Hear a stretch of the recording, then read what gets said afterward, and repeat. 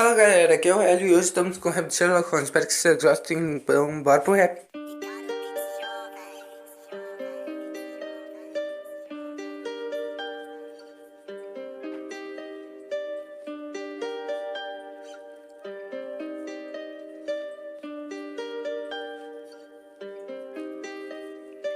Um detetive consultor no mundo chato e sem cor, resolvendo crimes, um novo enigma vai surgir. Ninguém pode ir contra ele. Sherlock Holmes, detetive dos ingleses, vendo os fatos a partir de sua cabeça no palácio mental. Um detetive à espreita. Começaremos essa história a partir do chamado de Lestrade.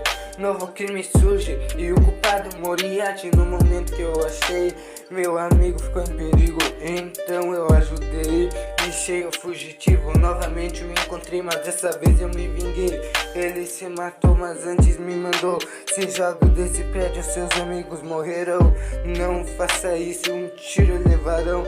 Antes disso arquitetei um novo plano, forjei a minha morte. Retornei depois de 2 anos, mas isso é outra história do Sr. Sherlock.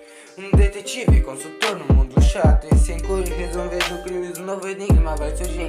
Ninguém pode ir contra ele. Sherlock Holmes, detetive dos ingleses, vendo os fatos a partir de sua cabeça no palácio mental. Um detetive à espreita.